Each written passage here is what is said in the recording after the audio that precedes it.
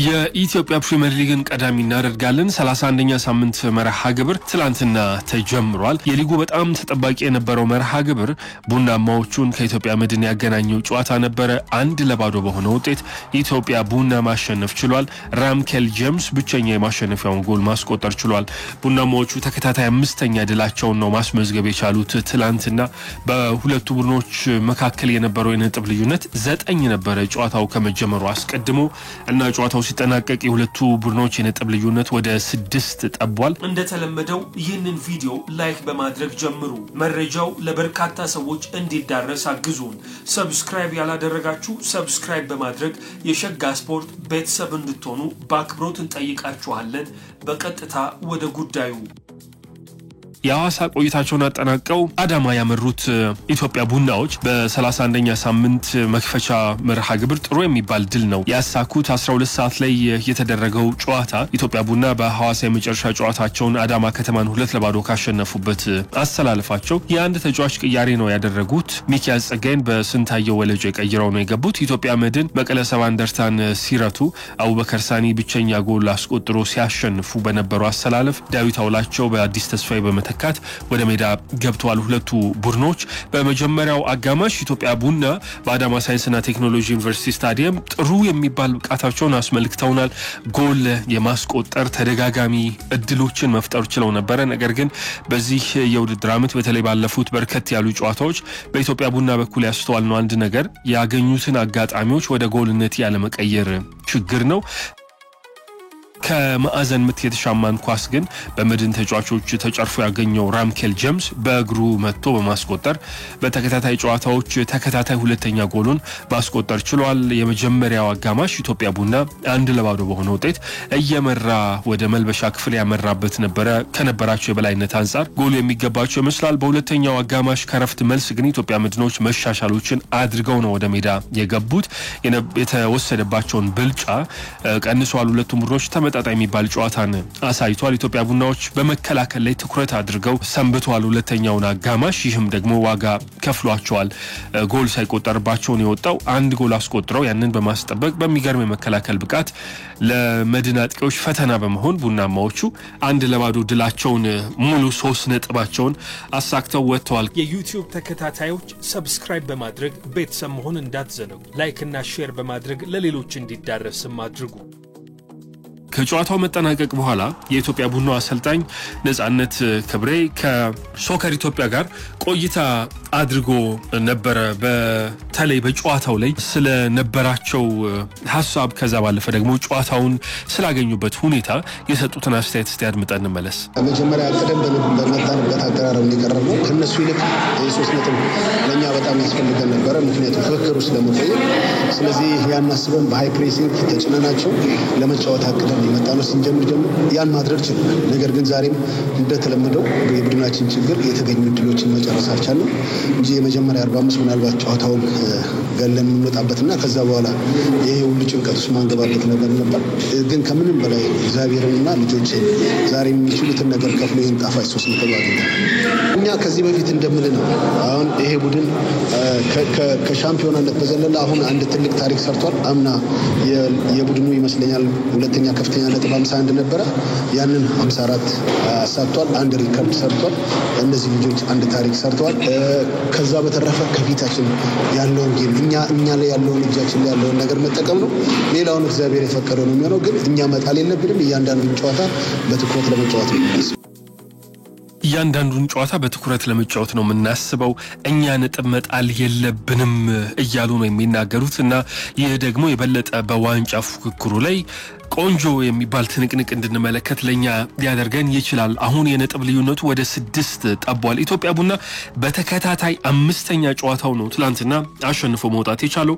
በእነዚህ 5 ጨዋታዎች 7 ጎሎችን ተጋጣሚዎቹ ላይ ሲያስቆጥር አንድም ጎል ደግሞ ያልተቆጠረበት ቡድን ነው። በ5 ጨዋታ ትልልቅ የሚባሉ ጨዋታዎችን አድርጓል። ለምሳሌ የትላንትናው ኢትዮጵያ መድን አለ ከወላይታ ዲቻ፣ ከሀዲያ ሆሳና ላለመውረድ ከሚታገለው ከድሬዳዋ ከተማ ያደረጋቸው የአዳማ ከተማም ቢሆን ጨዋታ ከባድ የሚባል ነው። ባለፉት 15 ጨዋታዎች ቡድኑ 4 ጎል ብቻ የተቆጠረበት ቡድን ነው።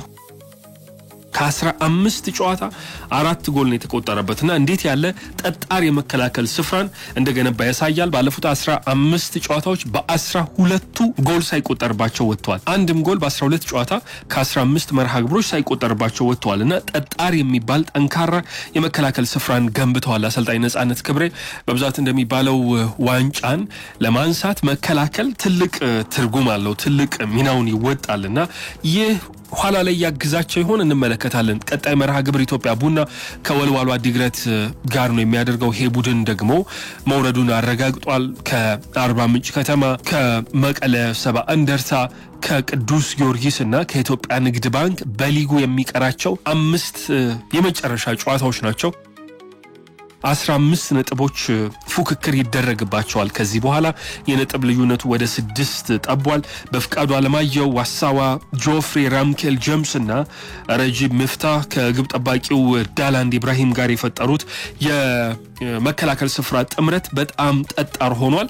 አሰልጣኝ ነጻነት ክብሬ ስለዚህ የመከላከል ጥንካሬያቸው ትላንትና ከጨዋታው መጠናቀቅ በኋላ ከሶከር ኢትዮጵያ ጋር ቆይታ አድርገው ነበረ። ተከታዩን አስተያየት ሰጥተዋል።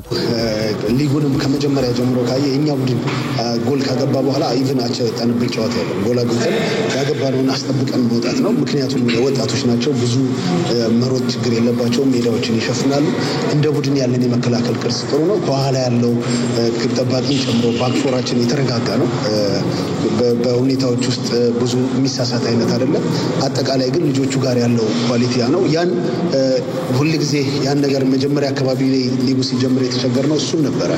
እሱን ማስተካከል ከገባብን በኋላ ስሜታዊ እንሆናለንና ስለዚህ ጎል እንዲቆጠርብን መፍቀድ የለብን። እኛ ግን ካገባን ያን አስጠብቀን መሄድ እንችላለንና ዛሬም ተጫዋቾች ያንን ቁርጠኝነት ነው። ብዙ ሮጠዋል፣ ብዙ ታታሪነት ነበረ። ያን ሁሉ አስጠብቀው ወጥተዋልና አሁንም እነሱን ማመስገን ፈልጋለሁ።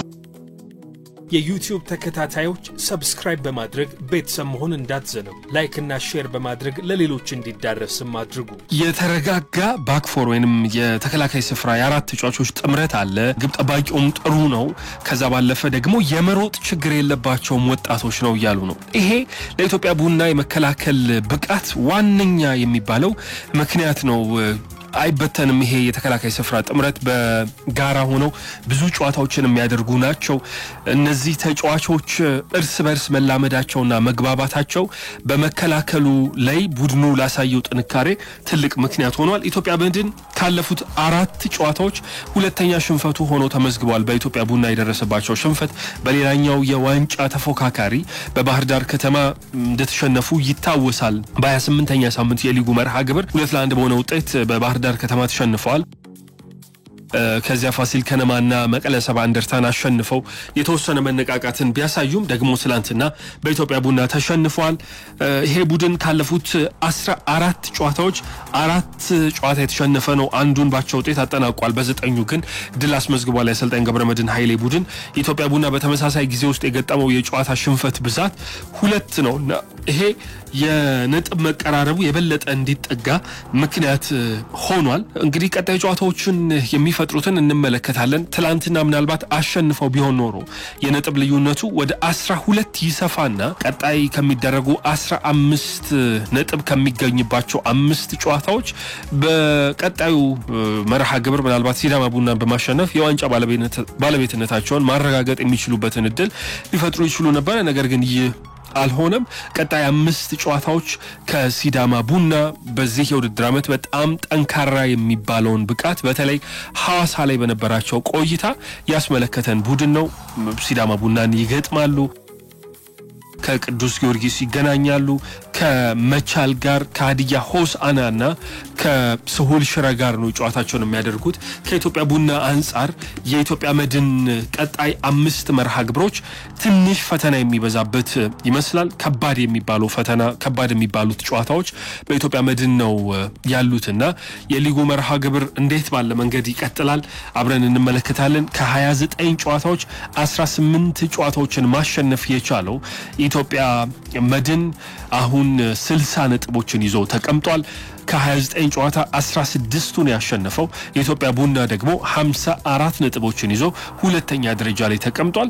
ኢትዮጵያ ቡና 7 ጨዋታዎችን ሲሸነፍ ኢትዮጵያ መድን 5 ነው የተሸነፈው። ሁለቱም ቡድኖች እኩል 6 ጨዋታዎችን ባቻ ውጤት ማጠናቀቅ ችለዋል። በተከላካይ ስፍራም ቢሆን በነገራችን ላይ የኢትዮጵያ ቡናን ያለፉት 15 ጨዋታዎች ጥንካሬ ያነሳን እንጂ ኢትዮጵያ መድንም ቢሆን ጠንካራ የሚባል የተከላካይ ስፍራን መገንባት የቻለ ነው። በጣም ጥቂት ጎሎችን በሊጉ ከተቆጠሩበት ቡድኖች መካከል ቀዳሚው ኢትዮጵያ መድን ነው። 13 ጎል ብቻ ነው የተቆጠረባቸው። ኢትዮጵያ ቡና በዚህ ውድድር ዓመት 14 ጎሎች ተቆጥሮባቸዋል። ያስቆጠሩት የግብ መጠን ግን እጅግ አናሳ የሚባል ነው ከኢትዮጵያ መድን ጋር ሲነጻጸር። ኢትዮጵያ መድን 38 ጎሎችን በውድድር ዓመቱ ሲያስቆጥር ኢትዮጵያ ቡና 27 ጎሎችን ያስቆጠረው። ካለፉት 15 ጨዋታዎች በጣም በርከት ያሉትን 1-0 እና 2-0 በሆነ ውጤት ነው ያሸነፉት።